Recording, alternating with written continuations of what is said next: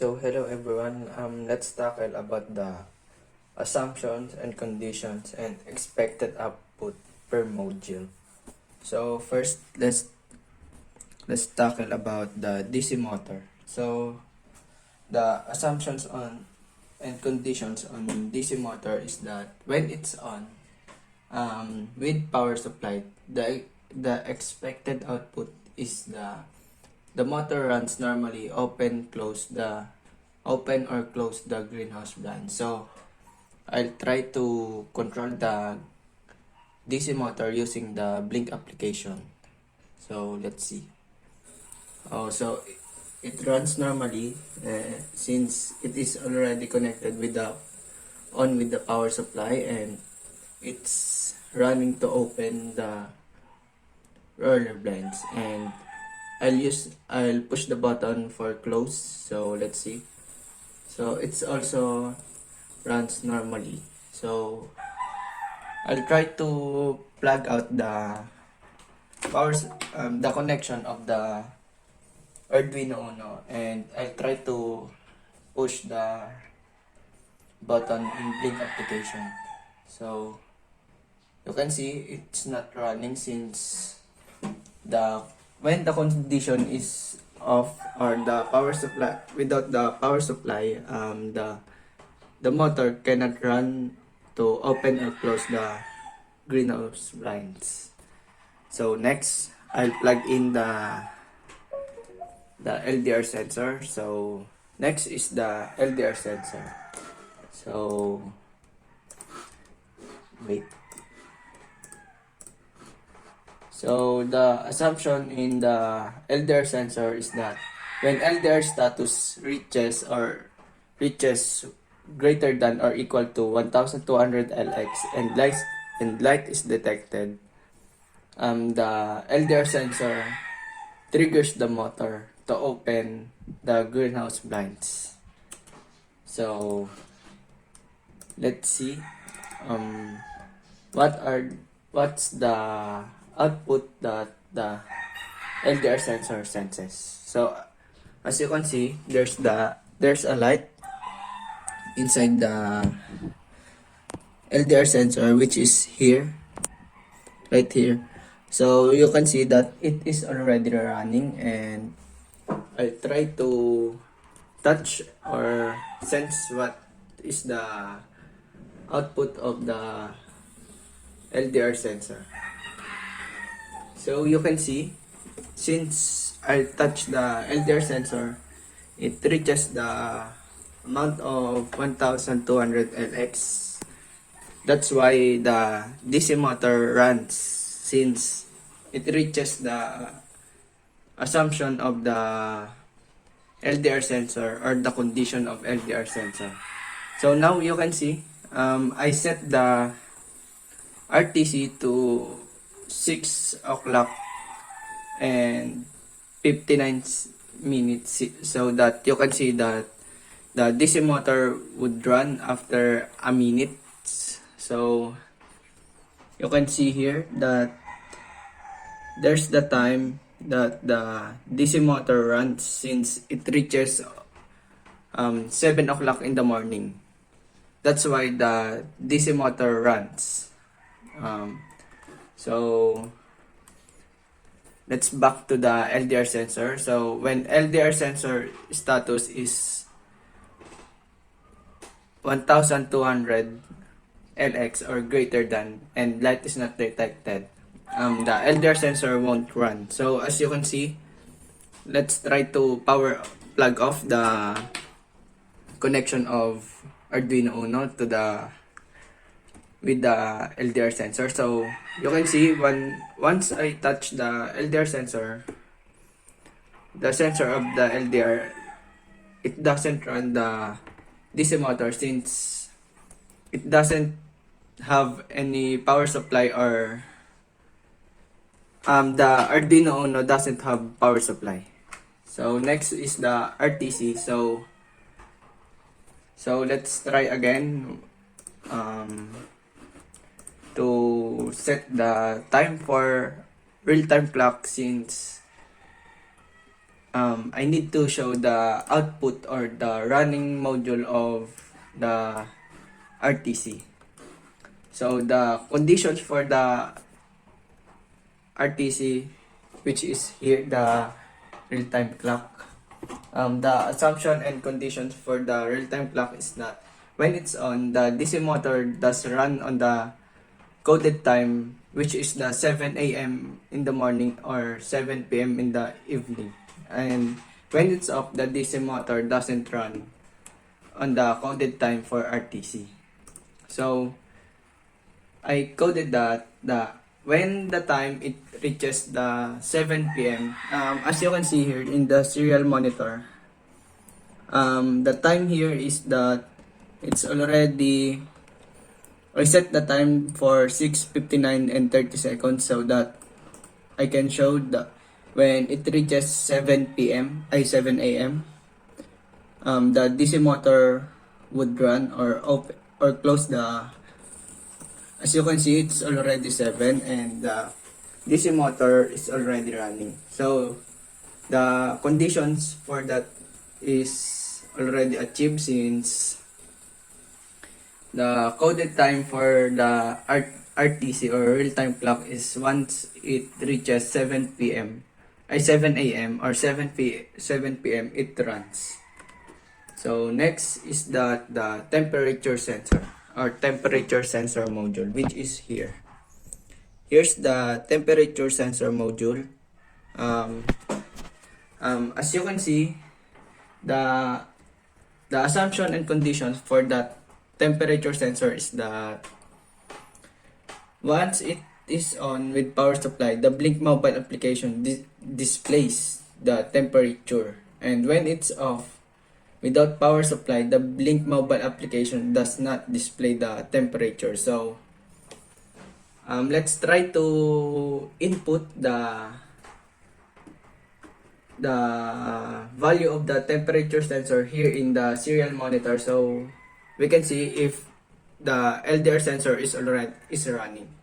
So here you can see the LDR status right now is that it reaches 49, 44, 30, and every second it the temperature right now is that 29 up to 30 degrees Celsius, since it is a room temperature. And now once the temperature is without power supply, the temperature sensor doesn't read the value or the temperature inside the room or inside the greenhouse.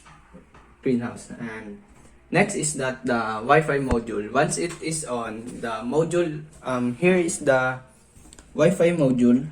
As you can see here, here's the Wi-Fi module, which is connected to the Arduino Uno. So I'll show you next on the next video that the whole setup of the device, that it is already running. The Wi-Fi module is with power supply. The module is connected into the Blink mobile application.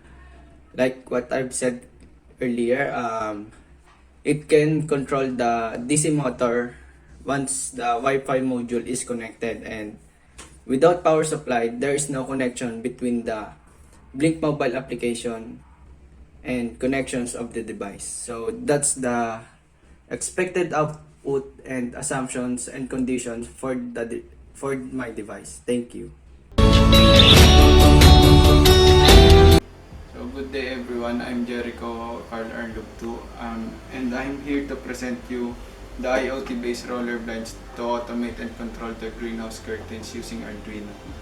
So here's my device, and this device is for the greenhouse curtain that will be used for using Blink mobile application. So basically, The function of this device is to automate and control the greenhouse.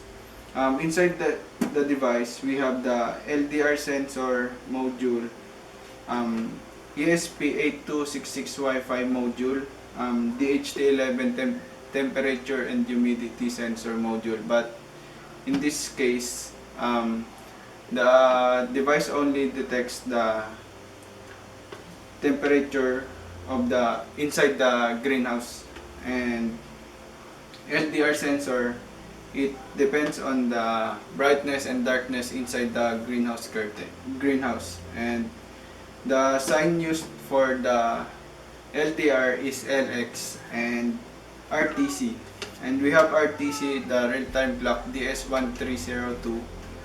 It is used for set time of the open and close of greenhouse blinds, but on the codes that on the program on the main board, which is the Arduino Uno, it is set for 7 a.m. to close the blinds, since when it's 7 a.m. it is already bright, and the program is also when the LDR sensor reaches 1200 LX, or greater than or equal to 1200 LX, and the RTC also set for 7 p.m. evening, when the darkness of the inside the greenhouse is already reaches less than or equal to 20 LX, and when the and the 12 volts DC motor is connected to the L298NH dual H bridge DC motor driver that has a 9 volts DC battery input, and it altogether is connected to a two ports, and it also connected to the main board, which is the Arduino Uno. So here's the Blink application that I use for the connection of the Wi-Fi module, which is here, and here's the LDR sensor, which can detect the lightness and darkness of the greenhouse curtains, which is here, which currently 55 LX, and down here is the temperature sensor. As you can see, there is a red light which came from the DHT11, and it detects 31 degrees Celsius right now. So then here's the RTC, or the real-time clock down here. It is set for the 7 a.m. and 7 p.m. in the evening and morning, as I said earlier. So right now I'll screen record what's happening on my greenhouse roller blinds, which is using the Blink application. So as you can see, the greenhouse curtain is already closed, but so when I push the close and open button here in the mobile application, I can it basically close the roller blinds and open the roller blinds. So as you can see here, I'll open the roller blinds. So it starts open, and I'll stop on pushing the button, so it basically stops right now, and that's the function of the push button here in the Blink application. So then when I push the stop button here, it basically closes the greenhouse curtains right now. Okay. So basically that's the function of this device, and as you can see, I can control the greenhouse roller blinds using the blink application, and it can automate it also automated since it is set for 7 p.m. and 7 p.m. using the real-time clock. And that's all for my video. Thank you.